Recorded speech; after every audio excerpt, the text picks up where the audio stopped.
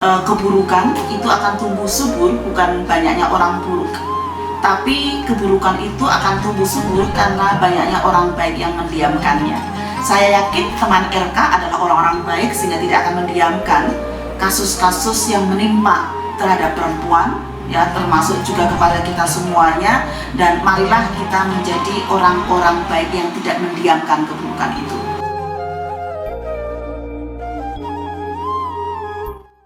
Teman RK, ketemu lagi sama saya Erika. Hari ini saya mengundang Ibu Alimatul dari Komnas Perempuan.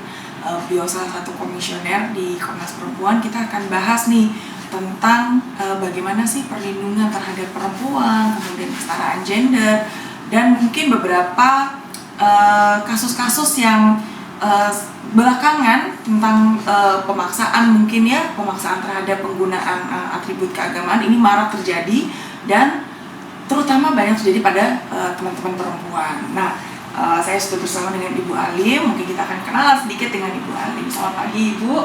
Selamat pagi, Mbak Erika. Saya sapa dulu ya, RK, teman RK ya? Teman RK. Oh ya, teman RK. Assalamualaikum warahmatullahi wabarakatuh. Salam Indonesia yang binika untuk kita semuanya. Oke, nah jadi Ibu Alim ini selain menjadi komisioner di Komnas Perempuan, juga menjadi guru besar di UIN Sunan Kalijogo, Yogyakarta. Nah, apalagi nih Bu kegiatannya selain mengajar, terus kemudian aktif di Aisyah juga ya Bu ya, terus di Komnas Perempuan. Ya, kalau kesehariannya memang saat ini saya untuk sementara cuti dulu ya dari kampus karena jadi komisioner gitu, dan kita nggak boleh double ya. Untuk itu kalau di sosial ya alhamdulillah periode saat ini saya masih dipercaya sebagai salah satu anggota di Majelis Tarjih dan Tasdid Pimpinan Pusat Muhammadiyah, dan saat ini menjadi sekretaris Lembaga Penelitian dan Pengembangan Aisyah di Pimpinan Pusat Aisyah.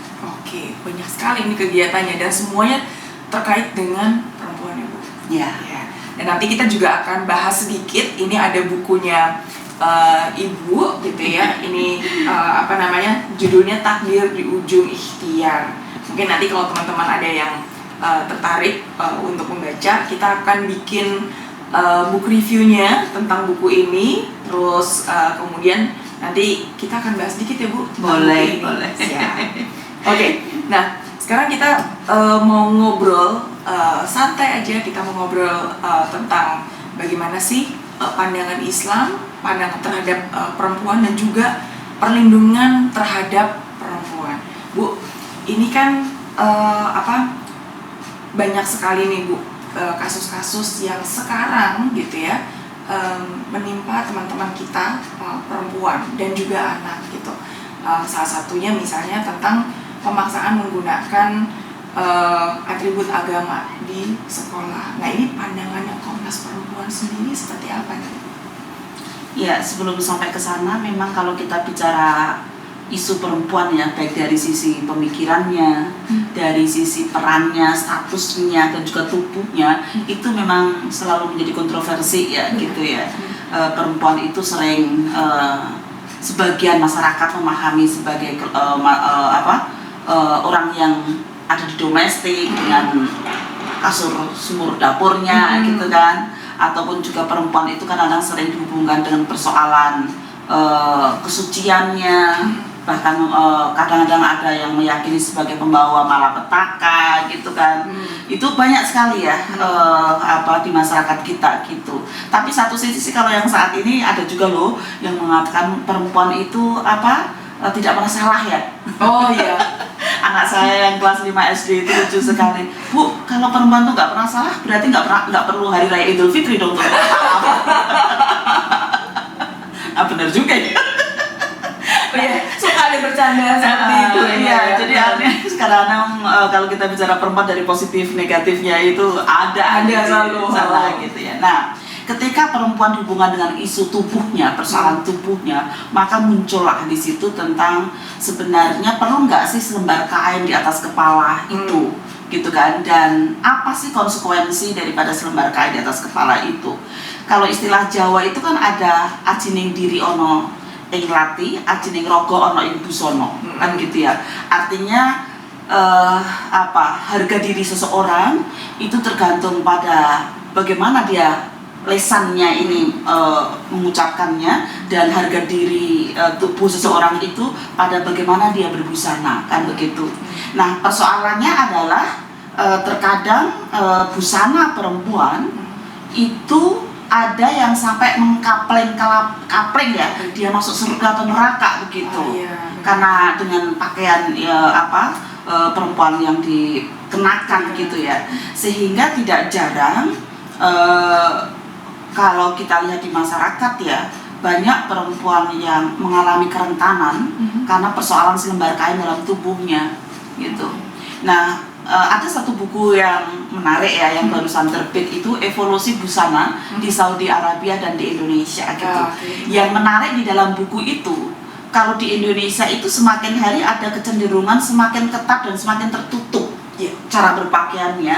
Tapi kalau di Saudi Arabia semakin hari malah semakin fleksibel dan terbuka cara berpakaiannya gitu kan. Jadi ibu mau bilang bahwa sebenarnya di sana soal moderat dalam berpakaian mulai muncul ya Bu? Mulai muncul ya, tapi di Indonesia sendiri malah justru beberapa kelompok ya itu sudah bikin kayak semacam standar gitu ya. Standarnya itu dari terbuka pakai tank top gitu ya, sampai kayak 8 level deh gitu ya, sampai menjadi akhirnya pakai cadar gitu. Itulah yang kafah, itulah yang sempurna. Nah, gitu yang bakal nantinya naik surga. Gitu. Padahal menarik dalam buku itu, salah satu tulisannya Kiai Husain Muhammad ya, beliau ahli di bidang agama. Beliau mengatakan hadis yang sering banyak dikutip oleh umat Islam untuk mengatakan bahwa jilbab itu wajib kecuali wajah dan muka, yaitu hadisnya Asma itu ya, itu ternyata menurut beliau ada satu perawi yang dia itu nggak pernah ketemu dengan Aisyah gitu, sehingga beliau mengatakan itu hadisnya dhaif, lemah gitu. Tapi itu kan sangat powerful sekali ya di masyarakat kita. Biasanya kalau kita mau hijrah dalam tanda petik ya, dari tidak berhijab menjadi berhijab, itu yang digunakan kan Al-Azhar 59, An-Nur 31 sama hadisnya Asma ini gitu. Ya kan? Nah, hadisnya Asma ini tadi kan sudah disampaikan oleh Kiai Husain dalam buku itu bahwa ternyata dhaif gitu kan. Dan yang menarik lagi di buku itu ada cerita cicitnya Rasulullah, yaitu anaknya Ali bin Abi Thalib, namanya Sukainah. Sukainah ini cantik dan menjadi buah bibir masyarakat karena kecantikannya dan karena rambutnya yang tersisir dengan rapinya. Artinya kalau rambutnya itu bisa dilihat oleh publik, kita bisa membayangkan tidak ada selembar kain di atas kepalanya. Gitu. Ini cicitnya Rasulullah loh. Ya kan? Menarik sekali gitu. Kalau Al-Quran Al-Azhar 59 An-Nur 31 itu memang ada kata-kata biasa nampak ya. Kata-kata biasa nampak itulah yang kemudian ditafsirkan ya. Biasa nampak sih kalau menurut saya sih kontekstual sekali ya gitu ya. Kalau biasa nampak di kolam renang beda dong. Biasa nampak dengan yang ada di kantor, dengan di masjid misalnya kayak gitu loh. Nah, saya pikir memang kita perlu menyampaikan landasan-landasan normatif seperti ini ke masyarakat dengan yang sebaik-baiknya dan sekomprehensifnya ya, tidak kemudian langsung secara tekstual apa adanya gitu kan, untuk kemudian diimplementasikan di dalam kehidupan kita sehari-hari gitu. Nah, kalau sekarang kita agak bergeser ke Komnas Perempuan Ibu, berapa banyak sih Bu laporan mungkin ya, ini Komnas Perempuan pasti mendapatkan banyak sekali laporan nih terkait tadi perundungan terhadap perempuan, pemaksaan misalnya, sampai yang kemudian sifatnya tuh intimidatif mungkin gitu ya. Berapa banyak nih Bu sekarang yang laporannya itu terkait dengan busana itu tadi? Iya, di Komnas Perempuan itu ada kajian tentang perda-perda diskriminasi ya, yang sudah lama sebenarnya, itu ada ratusan ya, dan sudah mulai beberapa itu direspon ya, tetapi sebenarnya lambat responnya itu untuk dicabut, tidak diberlakukan dan sebagainya. Jadi perda-perda diskriminasi ini kebanyakan menggunakan tafsir tunggal sebagai sebuah standar kebenaran ya.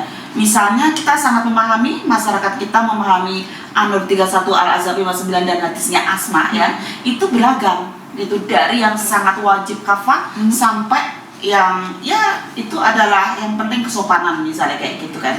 Ini beragam. Nah, memang mayoritas umat Islam di Indonesia itu saat ini ya, saat ini meyakini bahwa jilbab itu wajib.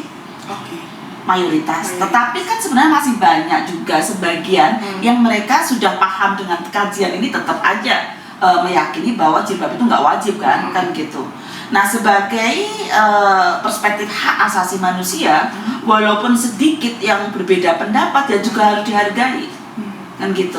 Nah, persoalannya mayoritas penafsiran ini tentang masalah hijab, jilbab ya, atau selembar kain di atas kepala ini gitu kan, ini sering kemudian dipakai sebagai sebuah standar kebenaran yang diimplementasikan ke seluruh, misalnya kalau di kantor ya seluruh kantor yang ada di situ gitu kan, atau mungkin di institusi sekolah negeri tertentu gitu ya, yang kadang-kadang dampaknya mereka yang sebagian kecil tidak menafsirkan bahwa itu sebagai sebuah kewajiban kena dampaknya gitu.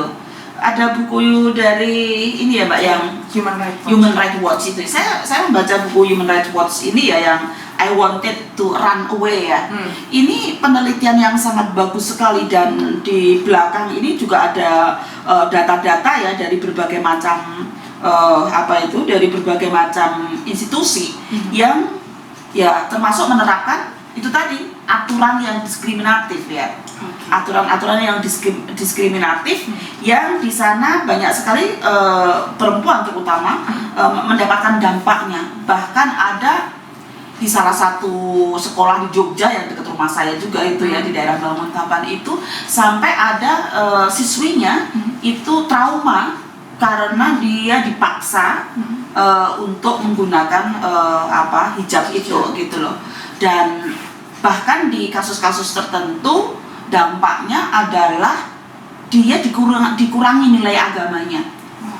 Dan kalau dari buku ini juga di kasus tertentu juga bahkan kalau kamu nggak pakai jilbab mending keluar aja dari sekolah ini gitu. Se-ekstrim itu. Se-ekstrim, padahal itu di sekolah negeri ya. Kita tahu nama sekolah negeri kan sekolah negara ya. Benar. Yang tadi harusnya negara itu mengakomodir keragaman penafsiran yang ada ini gitu. Kalau itu sekolah berbasis agama pesantren atau mungkin agama tertentu ya silakan aja ya. Ya ini saya tidak hanya bicara masalah Islam ya, tapi juga mungkin di sekolah yang latar belakang dari agama lain, Hindu, Buddha, dengan pakaian-pakaian tertentu ya, Katolik, Kristen ya silakan aja gitu. Tapi kalau kita bicara di sekolah negeri, itu ya negara ini harus hadir untuk menjamin keragaman penafsiran yang ada itu. Jangan sampai kemudian menggunakan mayoritas penafsiran tentang pakaian itu menjadi sebuah standar kebenaran, bahkan menilai ya kan dia masuk surga atau masuk neraka seseorang gitu. Dan bahkan yang lebih ekstrim Bu, ada juga yang berpandangan bahwa kalau kamu saja tidak bisa menutup, ya jangan salahkan kalau kamu menjadi korban dari kekerasan, misalnya salah satunya pelecehan seksual atau kekerasan. Nah seperti itu tuh Bu, jadi ya, itu memang mental modelnya harus dibenerin tuh Mbak, gitu ya. Mental modelnya itu seolah-olah kayak analogi kucing dan ikan asin itu loh. Oh iya. Ya kan? Kucing mana yang tidak akan mau ikan asin yang harum gitu ya? Pasti dia mau kan mau begitu. dikasih. Dan kucing sekarang tuh pinter-pinter nggak mau ikan asin, maunya Whiskas. Ya kan gitu. Nah kembali lagi, itu mental model perspektif yang sering menyalahkan korban. Padahal kalau kami dari Tarjih ya di Muhammadiyah itu kan selalu menggunakan 3 tahapan ya untuk memahami sesuatu isu gitu, yaitu landasan bayani, burhani, dan irfani. Bayani ini terkait dengan bagaimana sih Quran hadis berbicara tentang isu itu. Lalu burhani ini terkait dengan bagaimana ilmu pengetahuan, data-data yang ada di lapangan seperti apa. Dan yang ketiga adalah irfani, itu mengkonsultasikan dengan hati nurani, nilai-nilai kemanusiaan, yang spiritual wisdom, itu juga harus kita gunakan. Nah, misalnya kayak kasus tentang kekerasan seksual ini, ada nggak landasan bayani dalam Quran hadis yang mengatakan kalau ada perempuan dengan pakaian terbuka maka mintalah nomor telepon dan kemudian ajaklah dia dan lecehkanlah. Nggak ada kan? Nggak ada. Adanya itu adalah tundukkan pandangan.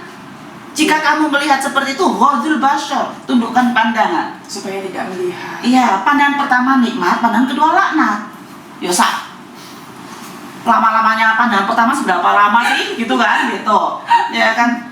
Wah itu ya kalau dalam konsep pendidikan seksualitas itu what I feel dan what I believe gitu ya. What I feel, wah itu ketemu laki-laki yang maco di gym itu kok duduk juga ya gitu ya. Ya sebatas itu kan, tapi apakah mau kita follow api itu kan kemudian what I believe, yaitu bagaimana nilai-nilai agama kita. Oh saya tuh sudah bersuami, masa kemudian saya akan teruskan perasaan itu kan misalnya gitu kan. Makanya pandangan pertama nikmat, pandangan kedua laknat kan gitu kan. Nah yang kedua kan juga bisa berpuasalah ya kalau yang belum menikah ya, atau yang sudah berkeluarga itu segera pulanglah ke rumah kan gitu. Jadi nggak ada satupun landasan bayani yang mengatakan bahwa kalau ada perempuan dengan pakaian terbuka maka lecehkanlah, nggak ada gitu kan.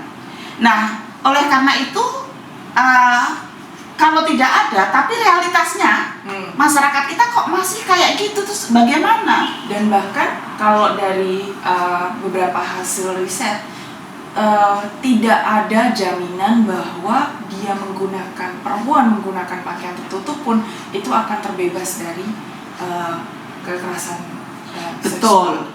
Betul bahwa data di Komnas Perempuan itu kekerasan seksual itu nggak ada hubungannya dengan cara seseorang berpakaian ya, tidak ada hubungan secara signifikan tentang itu, karena korbannya ada yang dari bayi 2 minggu sampai nenek-nenek yang 60 tahun ke atas kan begitu. Nah tetapi menurut saya begini juga sih Mbak, kita perlu mencerdaskan masyarakat kita supaya tidak jadi potensi korban dan potensi pelaku. Penelitiannya Infit menemukan bahwa 70% masyarakat kita masih meyakini kucing dan ikan asin. 70% ya, masih menyalahkan korban. Gitu. Artinya kalau masih menyalahkan korban, bisa jadi kalau dia melihat perempuan dengan pakaian yang terbuka, dia akan godain. Ya kan? Gitu, karena perspektifnya kayak gitu. Iya kan gitu. Dia akan godain, artinya supaya tidak jadi potensi korban. Menurut saya kecerdasan memilih cara berpakaian sesuai dengan konteksnya itu sebuah kebutuhan. Ya kan? Jadi lebih pada kecerdasan ya. Kecerdasan memilih cara berpakaian sesuai dengan konteksnya itu adalah sebuah kebutuhan di masyarakat yang 70% masih belum seperti itu, menyadari bahwa dia tidak boleh ya mengganggu kan gitu ya. Jadi orang 70% tadi tidak pakai ghadul basar, segera pulanglah ke rumah atau berpuasalah itu gitu loh. Mereka tidak paham. Nggak paham itu gitu. Itu satu, untuk supaya tidak jadi potensi korban. Tapi juga supaya tidak jadi potensi pelaku. Ya kan? Maka ya tadi pakai nilai-nilai ini tadi, apapun yang kamu lihat, kamu nggak berhak melecehkan dia. Ya kan? Walaupun kita melihat sesuatu yang menarik di depan kita, ya tadi, wah pandangan pertama nikmat, pandangan kedua laknat gitu kan. Sehingga kalau kamu bisa mengendalikan ini, maka kamu insya Allah tidak akan jadi potensi pelaku. gitu. Karena memang tidak ada haknya ya, apapun yang menarik yang kamu lihat untuk kemudian itu dilecehkan. Gitu sih. Wah ini menarik ya, dan keras statementnya bahwa memang perempuan itu berpakaian seperti apapun sebenarnya tidak punya hak untuk dilecehkan gitu, dan bahkan diintimidasi. Nah ini penting sekali dan mungkin perlu dicatat juga nih sama teman-teman RK gitu ya. Jadi tadi kita melihatnya dari dua perspektif, sebagai perempuannya atau yang sering menjadi korban dan juga perspektif pelakunya gitu. Nah kemudian nih Bu, kalau dari Komnas Perempuan sendiri, ini apa sih upayanya Bu untuk itu tadi mengatasi gitu ya, atau mencegahlah pertama terjadinya kasus-kasus atau berbagai kasus kekerasan terhadap perempuan, baik itu kekerasan secara seksual ataupun yang non seksual itu? Ya, kalau kita menggunakan teori U process iceberg analysis ya, kita melihat dulu tren tren pola yang terlihat ya. Misalnya ini kekerasan seksual terjadi di lembaga pendidikan A, kok terjadi juga di lembaga pendidikan B, ada juga di sini. Misalnya, berarti di lembaga pendidikan pun juga banyak terjadi kekerasan seksual. Lalu yang kedua yang terlihat juga, kok ini banyak korbannya perempuan ya daripada laki-laki.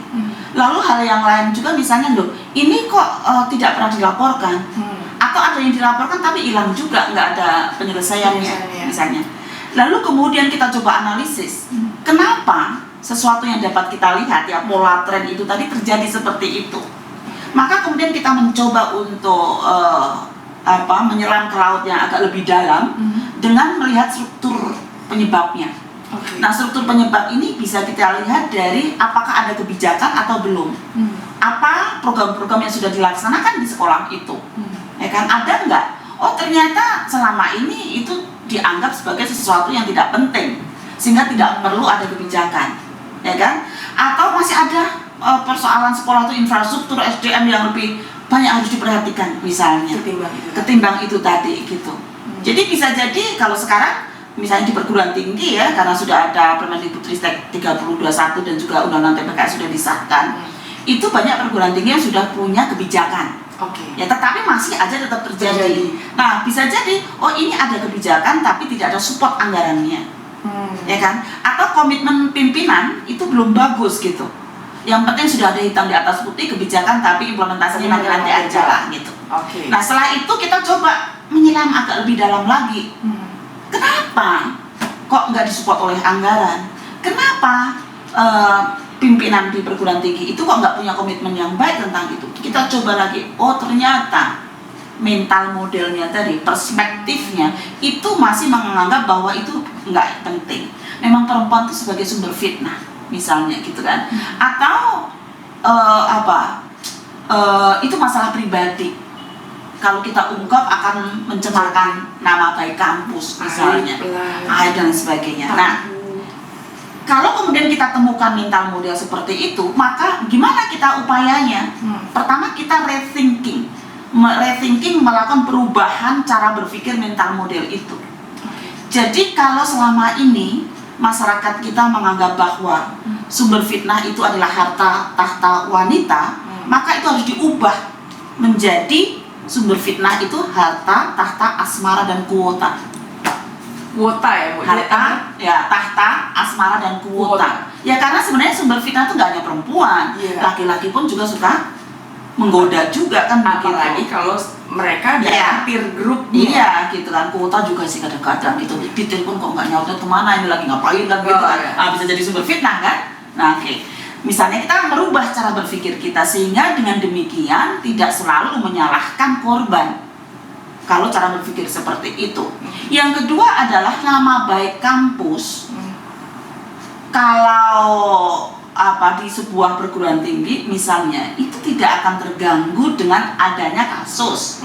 Ya, justru nama baik kampus itu akan bersinar jika kampus itu punya komitmen untuk menyelesaikan kasus-kasus kekerasan seksual. Maka akan muncullah nama baik kampus itu, karena orang tua kan jadi percaya kan. Benar. Untuk menyekolahkan ke kampus itu, wah kampus ini sudah punya kebijakan dan pelaku-pelaku KS selama ini diproses dengan baik dan selesai kan gitu. Wah berarti saya aman dong. Ada jaminan. Mau menyekolahkan, menguliahkan anak saya di kampus itu gitu. Jangan malah ditutup-tutupin, disangkal bahwa itu nggak terjadi gitu ya. Apalagi biasanya kasus kekerasan seksual selalu ada relasi kuasa. Ya betul. Nah, atau misalnya tadi analogi kucing dan ikan asin tadi ya, yang itu mengarah kepada blaming the victim, penyalahan korban, itu kemudian juga diubah bahwa itu bukan salah korban, namanya kekerasan seksual itu nggak boleh ya menyalahkan korban kan gitu.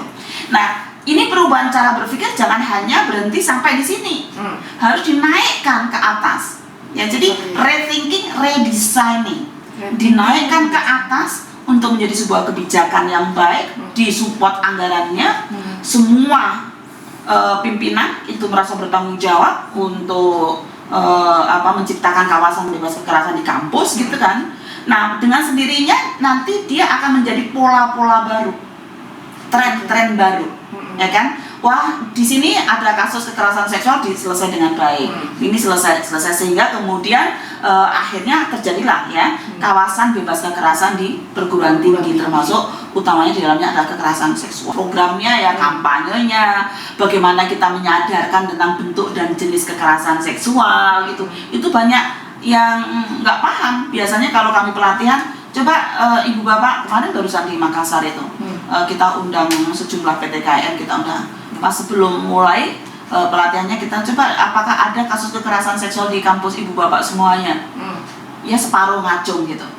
Nah, setelah kita jelaskan bahwa catcalling ya, keramahan palsu dengan kata-kata assalamualaikum cantik, assalamualaikum ganteng, ya toh? Itu pun juga kekerasan seksual ketika seseorang merasa tidak nyaman, ya. Maka kemudian setelah pelatihan akhirnya sekarang di mana? Apakah kasus kekerasan seksual ada di tempat semuanya? Akhirnya semuanya angkat tangan. Karena pernah. Ya karena nggak memahami bahwa sebenarnya itu dianggap sebagai sebuah kebiasaan yang dapat diterima dan tidak masuk kategori kekerasan seksual. Padahal di Undang-Undang TPKS kita jelas disebutkan bahwa kekerasan seksual non fisik, ya, yaitu kekerasan verbal atau keramahan palsu kalau saya menyebutnya, catcalling, itu kalau dapat dibuktikan bahwa pelaku itu dengan sengaja melakukan itu, maka dia bisa dipenjara 9 bulan atau didenda 10 juta rupiah. Jadi misalnya, iya ada kasus itu ya, cerita yang menarik di salah satu maskapai, ketika seorang pramugari menawarkan minuman kepada penumpang, bapak mau minum apa? Jus, susu atau apa? Kemudian bapaknya mengatakan bahwa saya mau minum susu. Penumpang sebelahnya dengan bercandaan mengatakan susu kanan atau susu kiri. Nah kira-kira itu dengan maksud merendahkan nggak kayak gitu kan? Nah akhirnya karena pramugarinya jadi nggak nyaman ya dengan kata-kata seperti itu, lalu kemudian ketika pesawat itu landing, penumpang itu ditahan dulu untuk kemudian diadili ya, dikasih tahu atau nggak tahu lah, pokoknya bahwa hal seperti itu masuk kategori kekerasan seksual gitu. Oke. Nah tadi ibu ini kita sudah mulai bergeser nih, kita ngomongin soal undang-undang tindak pidana kekerasan seksual. Nah tadi kita ngomongin soal kampus. Ini kan ada kebijakan bahwa kampus-kampus ini setidaknya punya satgas, gitu ya, dimana ketika terjadi kekerasan seksual terutama itu mereka bisa punya ruang aman untuk bukan curhat tapi untuk melaporkan. Nah ini kalau di kampus-kampus sendiri ibu melihatnya apakah ini sudah terbentuk di kampus-kampus atau masih banyak yang tadi seperti ibu bilang masih banyak ternyata kampus-kampus yang tidak punya gitu. Jadi selama ini Komnas Perempuan kerjasama dengan Kementerian Agama dan juga kerjasama dengan Kemendikbud ya. Dengan Kementerian Agama sudah sejak tahun 2018, lalu tahun 2019 kita punya SK Dirjen Pendis 5494 yang mana menganjurkan agar semua kampus di bawah PTKIN yang 58 itu punya semacam satgas PPKS gitu ya. Kalau di lingkungan Kementerian Agama namanya macam-macam sih. Ada yang pusat layanan terpadu, unit layanan terpadu, ada UWINKA dan sebagainya. Nah sejauh ini sudah ada 30 kampus yang sudah punya komitmen. Kami acara di Makassar akhir bulan kemarin di Maret itu salah satunya ingin meluaskan ya, meluaskan agar 58 PTKN itu semuanya punya komitmen gitu. Jadi masih agak struggle ya di Kementerian Agama untuk perguruan tinggi keagamaan Islam. Nah ada satu acara juga kita diundang oleh Bimas Buddha yang mereka mempunyai 12 perguruan tinggi Buddha ya, dan ketemu dengan Komnas Perempuan dan kita juga mengawal agar 12 perguruan tinggi Buddha itu juga punya komitmen untuk punya mekanisme ya pencegahan dan penanganan kekerasan seksual.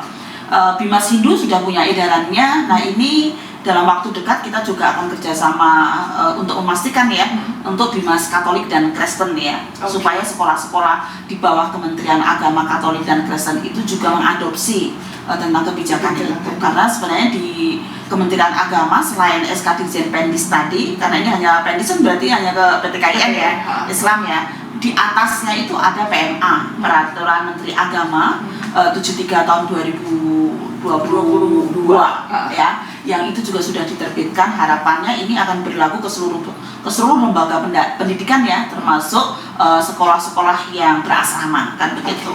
Nah di Kemendikbud, Komnas Perempuan juga menjadi teman diskusi dengan Kemendikbud sehingga muncullah Permendikbudristek Dikti 3021 itu.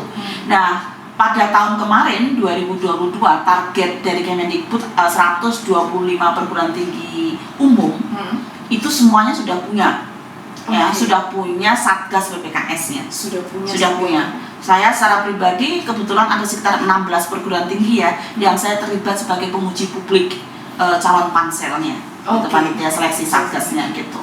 Nah, kita cukup bersyukur karena ini berjalan dengan baik yang PTU ya, perguruan tinggi umumnya. Namun demikian tantangannya adalah bagaimana kemampuan dari anggota Satgasnya ini gitu untuk kemudian running ya PPKS-nya gitu kan.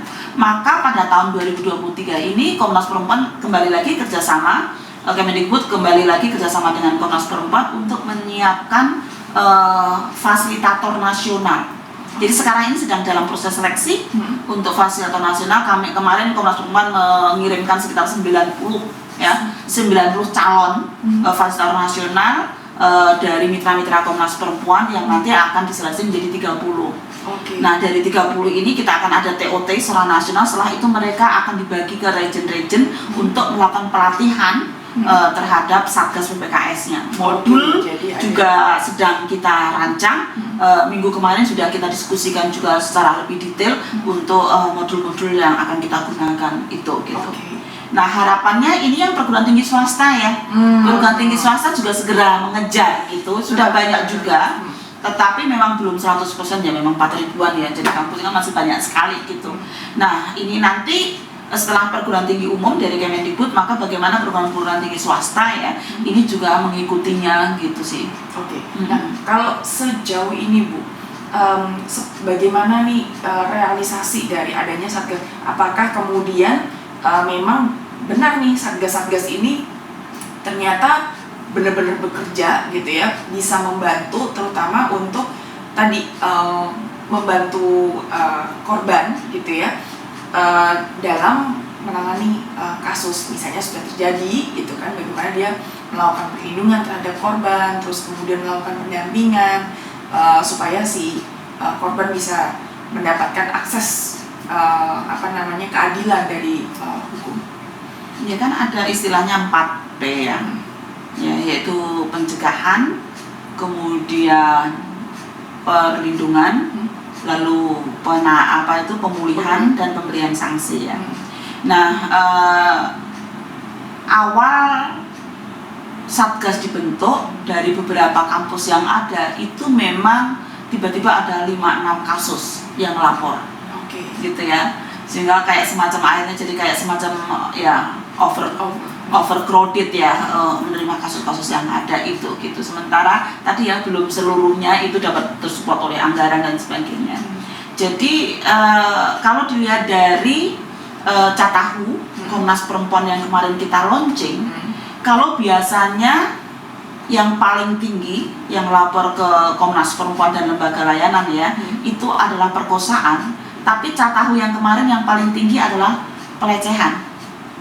Artinya pemahaman bahwa catcalling itu bagian daripada kekerasan seksual sekarang sudah tersadari dan sudah banyak yang melapor. Saya pikir ini catatan yang menarik ya. Salah satu impact-nya itu bahwa orang itu tidak nunggu karena perkosaan saja yang dia berani melapor begitu. Tapi segala sesuatu yang membuat dia tidak nyaman terkait dengan persoalan seksualitas tubuh dan sebagainya, maka ya dia sudah berani melapor itu gitu ya. Sehingga saya pikir ini salah satu dampak yang menarik ya, yang perlu kita syukuri tentang bagaimana upaya-upaya yang selama ini dilakukan untuk mencerdaskan masyarakat terkait dengan jenis dan bentuk kekerasan seksual itu terjadi gitu.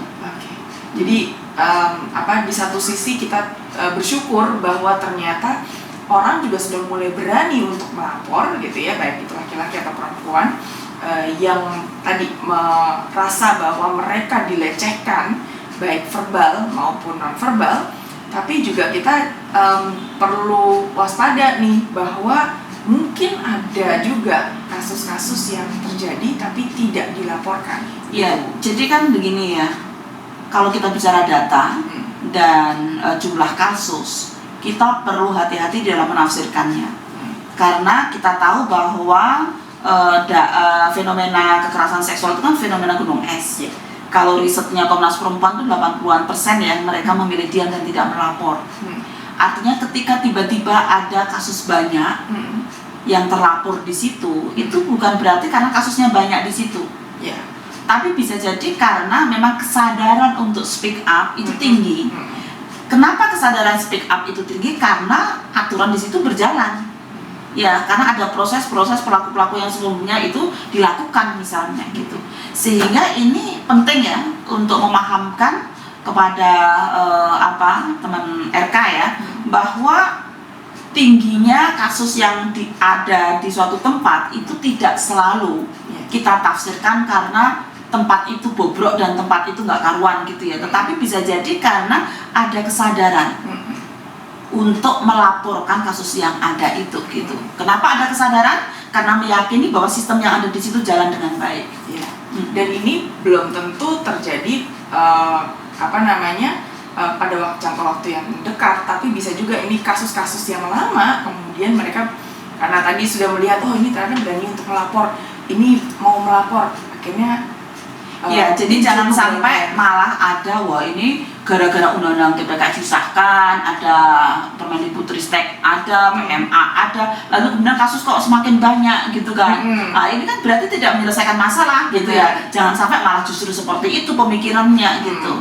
Ya, karena kadang-kadang ini ada aturan kok malah semakin banyak ya kasusnya gitu ya. Tapi justru ya karena ada aturan itu maka kasusnya terlaporkan semakin banyak, karena tadi ya datanya 80% selama ini mereka tidak berani untuk melaporkan. Karena tadi itu mungkin salah satunya ada relasi kuasa, pelakunya mungkin seniornya atau tenaga pengajarnya, dosen atau pejabat di lingkungan kampus. Kalau untuk sekolah sendiri nih Bu, nah di sekolah sendiri aturan permennya yang khusus tentang KS itu sedang proses review ya, karena yang tahun berapa itu kalau nggak salah 2015 atau apa ya, itu hanya kekerasan begitu aja, sehingga tidak spesifik ya, tidak spesifik berbicara tentang kekerasan seksual gitu ya. Sehingga saat ini yang saya tahu dari Kemendikbud kerjasama, karena ini anak-anak ya, banyak kerjasama dengan KPAI gitu ya,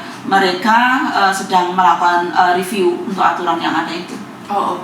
Karena tidak ini juga ya, tidak menutup kemungkinan juga kasus-kasus kekerasan di sekolah ini juga banyak terjadi, karena korbannya adalah anak-anak yang biasanya mereka diiming-imingi atau kemudian diintimidasi, akhirnya tidak berani untuk melapor gitu.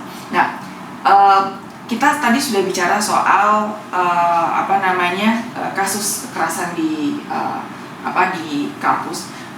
Di tempat kerja pun juga sama ya Bu, seperti itu. Nah, yang kadang-kadang sering tidak terungkap juga adalah upaya untuk penanganannya, terutama untuk korban, traumanya, terus kemudian untuk healingnya ya Bu, karena ini kan juga tidak mudah ya ketika mereka menjadi korban. Terus kemudian mereka juga mendapatkan biasanya intimidasi gitu ya dari pelaku ataupun mungkin kerabatnya. Ini apa yang dilakukan oleh Komnas Perempuan Bu? Ya, kalau kita bicara kekerasan seksual, penindakan pelaku itu penting, tapi ada yang jauh lebih penting, yaitu pemulihan korban. Ya, karena dampak dari kekerasan yang dialami oleh korban itu sebenarnya permanen. Kenapa permanen? Karena tidak mungkin akan kembali seperti semula ketika dia tidak mengalami itu. Ya. Nggak bisa. Orang pasti akan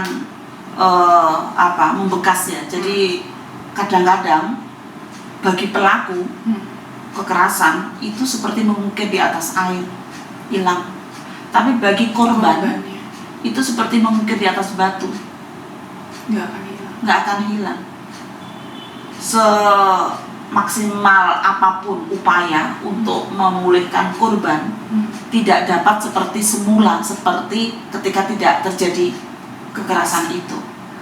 Namun kita bisa membantu ya untuk melakukan pemulihan ya, supaya kemudian dia sampai kepada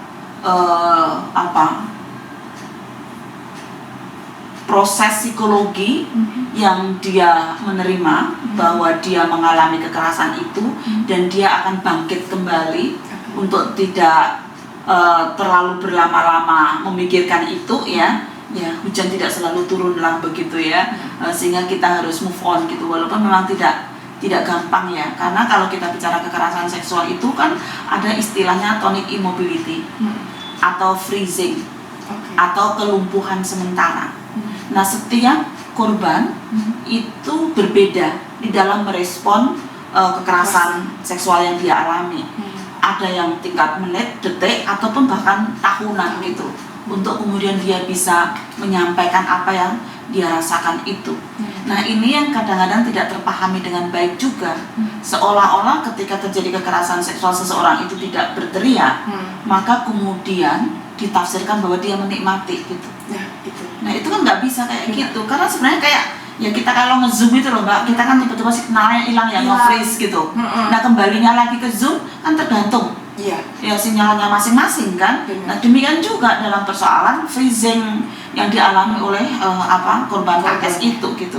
Kelumpuhan sementara itu berbeda antara individu satu dengan yang lainnya kan. Nah, kalau di Undang-Undang TPKS itu jelas ada langkah-langkah ya yang harus dilakukan, baik dari sebelum proses pengadilan ya sampai prosesnya sendiri dan pasca gitu ya.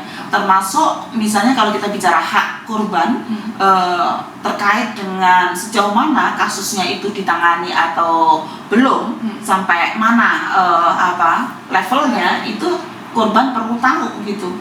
Karena ternyata itu juga bisa salah satu healing daripada si korban. Kemarin di Kemendikbud juga ada upaya itu ya, karena dia mengalami KS di salah satu perguruan tinggi sementara pelakunya itu sudah ada di mana gitu kan. Tapi kemudian pelakunya itu sudah diproses dan sudah mendapatkan sanksi administrasi. Lalu kemudian dari pihak Kemendikbud mencari korbannya, karena kan mungkin kalau korbannya mahasiswa kan sudah kemana gitu kan. Pelakunya masih di kampus ya, pelakunya masih di kampus, korbannya ada di mana misalnya gitu kan. Maka kemudian ketika si korban itu dikasih tahu bahwa pelaku yang dulu ini sudah mengalami sanksi, itu membuat dia semakin nyaman. Maksudnya traumanya itu semakin berkurang gitu terhadap kasus yang dia alami. Nah, terus ini kan tadi kan Ibu bicara soal trauma nih, kadang-kadang itu juga yang menghalangi gitu atau membuat korban itu tidak bisa speak up karena dia begitu kejadian menimpa muncul trauma. Nah, yang kemudian menjadi persoalan adalah ketika masuk ke ranah hukum, misalnya melapor. Ini kadang-kadang aparatnya sendiri tidak punya perspektif korban. Jadi kadang-kadang tadi muncul yang pertanyaan-pertanyaan, menikmati enggak gitu, terus kemudian rasanya seperti apa gitu, pertanyaan-pertanyaan seperti itu. Ini gimana nih Bu, tanggapannya Ibu sendiri? Ya, persoalan aparat penegak hukum ya, perspektif mereka itu salah satu tantangan tersendiri. Karena itu di Undang-Undang TPKS ada amanatnya agar aparat penegak hukum dan juga pengadaan layanan itu mempunyai capacity building, mendapatkan capacity building, pelatihan agar blaming the victim itu tidak terjadi. Kata-kata yang seharusnya tidak diungkapkan itu kan kata-kata apakah itu benar terjadi, sehingga nggak percaya sama korban. Lalu misalnya kamu pakai baju seperti apa, kenapa kamu keluar malam sendiri, ya kan? Lalu kemudian itu kan sudah lama, kenapa baru dibicarakan sekarang? Ini kan nggak memahami tonic immobility tadi ya. Lalu kadang-kadang kata-kata saksi nggak? Ya, ada saksi enggak, lalu kata-kata sudahlah itu kan takdir kamu, terima saja misalnya, itu kan masalah seks, udah nggak usah dipikirin, misalnya kayak itu. Itu kata-kata yang seharusnya tidak boleh ya disampaikan oleh aparat penegak hukum ataupun juga pengada layanan. Karena itu memang pelatihan kepada pengada layanan sangat penting. Nah, tahun ini Komnas Perempuan kerjasama dengan LBH API dan Jentera untuk membuat modul untuk pelatihan aparat penegak hukum dan pengada layanan. Sekarang sedang proses, dan kebetulan karena saya juga PIC-nya untuk mempersiapkan itu, dan rencananya nanti di bulan Juli kita sudah mulai akan pelatihan. Ini April, Mei, Juni, 3 bulan ini kita sedang menyiapkan modulnya. Kemudian nanti di bulan Juli kita akan piloting untuk kita undang ya perwakilan dari aparat penegak hukum dan lembaga layanan ya untuk kemudian melakukan pelatihan itu gitu. Nah, nanti harapannya kalau sudah jadi kita serahkan ya kepada pihak-pihak sesuai dengan amanat undang-undang itu gitu. Nah, di dalam rangkaian modul ini ada istilahnya merebut tafsir ya, merebut tafsir daripada undang-undang TPKS itu, lalu ada pelatihannya sendiri ya, dan juga ada penanganan kasus-kasus gitu. Nah, ini akan kita ramu menjadi satu paket modul yang nanti mudah-mudahan tahun ini lancar ya pelaksanaannya gitu. Siap. Nah, terakhir nih Bu, tadi saya mau menyambungkan nih dari awal kita bicara soal bagaimana tentang perempuan, pemaksaan terhadap penggunaan atribut agama, terus kemudian kita masuk ke dalam kasus kekerasan seksual. Ini saya ingat Bapak Menteri Agama yang sebelumnya, Bapak Lukman Hakim, itu kan menggagas yang namanya moderasi beragama gitu. Jadi bagaimana kita beragama tapi moderat. Nah, kalau ini mau kita sambungkan nih Bu, seberapa penting sih moderasi beragama ini dalam konteks kehidupan yang sekarang menurut Ibu?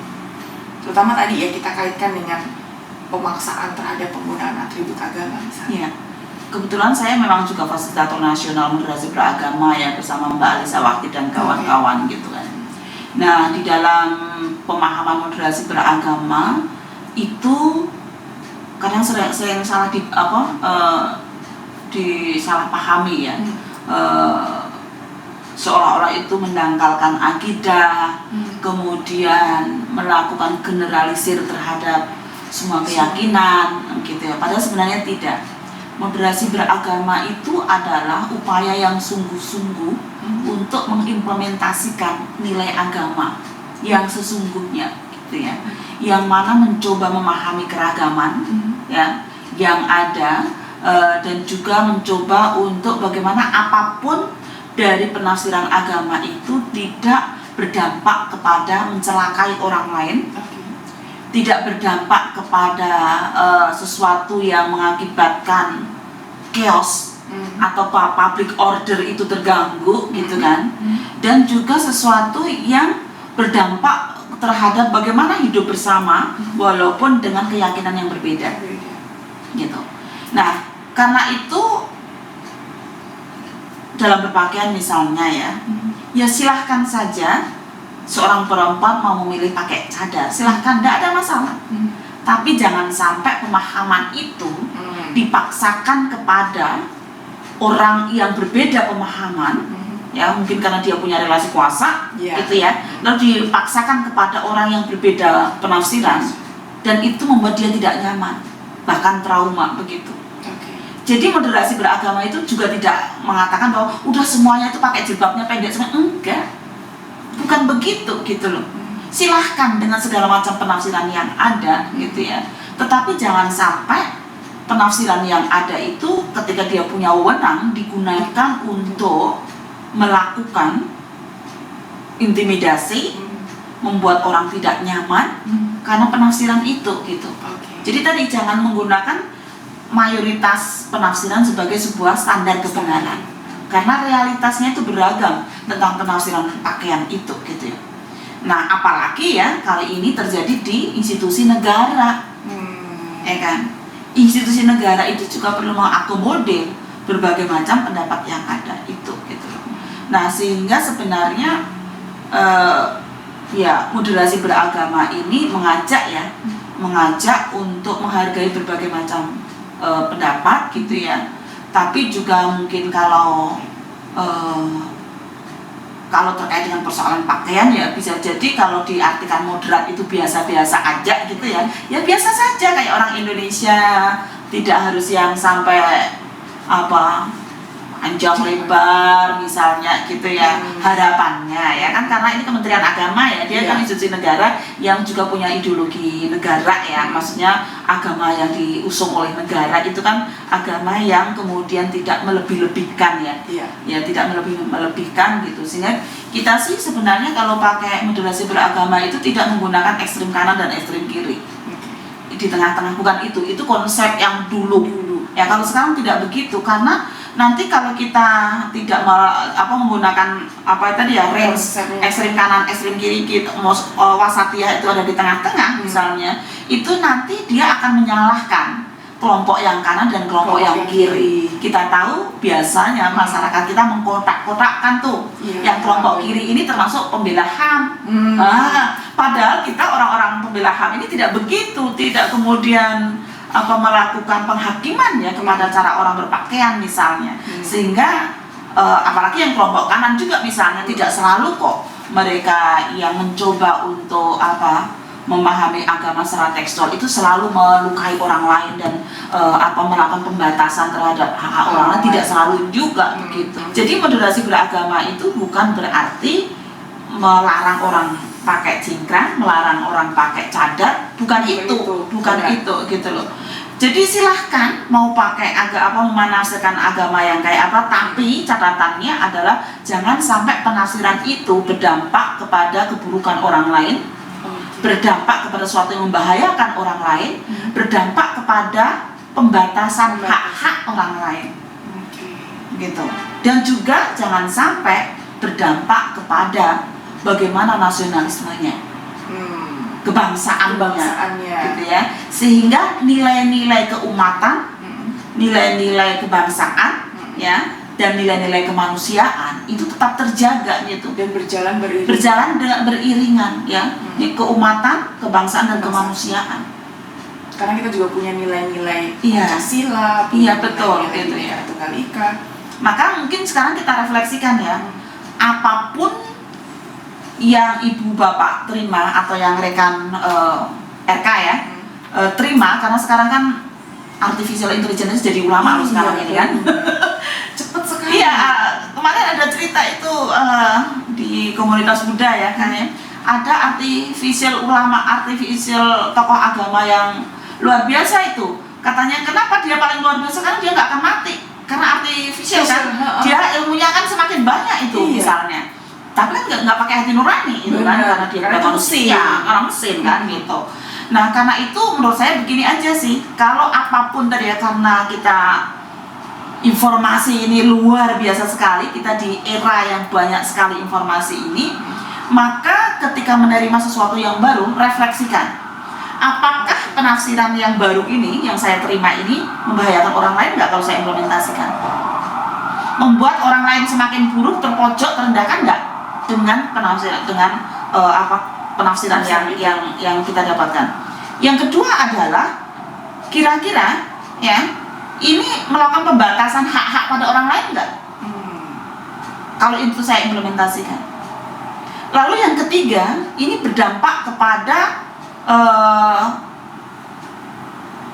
public order terganggu atau tidak? Ya, ketertiban umum itu terganggu atau tidak kalau saya melakukan ini? Yang keempat adalah ini akan merusak NKRI atau tidaknya kalau saya implementasikan nasionalismenya gitu. Coba refleksikan aja 4 hal ini ya, gitu ya, sehingga kita jadi ada cerdas beragama gitu ya, bijaksana dalam beragama gitu, tidak yang ngambil di kitab suci langsung benar-benar misalnya pulang dari pengajian atau acara keagamaan gitu, tiba-tiba pulang langsung dengan kemarahan, dengan kebencian. Nah itu perlu dicurigai, bisa jadi tidak cerdas beragama kalau seperti itu ya. Orang namanya ngaji atau belajar keagamaan itu kan harusnya yang teduh gitu ya. Iya, benar. Tidak pulang malah melakukan marah-marah, lalu tetangga yang beda agama lalu dikucilkan. Nah, Iya. itu kan menghambat hak-hak orang lain Benar. gitu. Untuk beribadah, Iya. untuk menjalankan Betul keyakinannya. Itu sih. Siap. Terima kasih sekali Ibu Alim untuk ngobrol santainya hari ini. Jadi ini obrolan kita hari ini ya, kita ngobrol soal perempuan, khusus soal perempuan. Jadi memang yang namanya perlindungan terhadap perempuan itu sangat perlu dan sangat penting sekarang. Tapi juga kemudian kita harus paham gitu ya, bahwa ya ada nilai-nilai yang harus dijaga gitu. Salah satunya adalah nilai-nilai agama dijaga, nilai-nilai kita sebagai bangsa Indonesia juga harus dijaga. Jadi keduanya juga harus jalan beriringan. Terima kasih sekali Ibu Alim buat obrolannya yang ini daging semua nih hari ini nih isinya. Jadi semoga bisa membuat membawa inspirasi buat teman-teman semua di RK. Terima kasih Mbak Erika. Sama-sama. Dan terima kasih teman RK dimanapun berada. Mudah-mudahan apa yang kita obrolkan ini menjadi amal jariah kita di bulan puasa ya, sehingga kita bisa hidup dengan bahagia, dengan damai. Dan mungkin akan saya tutup dengan satu quote ya, bahwa keburukan itu akan tumbuh subur bukan banyaknya orang buruk, tapi keburukan itu akan tumbuh subur karena banyaknya orang baik yang mendiamkannya. Saya yakin teman RK adalah orang-orang baik sehingga tidak akan mendiamkan kasus-kasus yang menimpa terhadap perempuan ya, termasuk juga kepada kita semuanya. Dan marilah kita menjadi orang-orang baik yang tidak mendiamkan keburukan itu. Terima kasih. Assalamualaikum warahmatullahi wabarakatuh. Salam Indonesia yang Bhinneka untuk kita semua.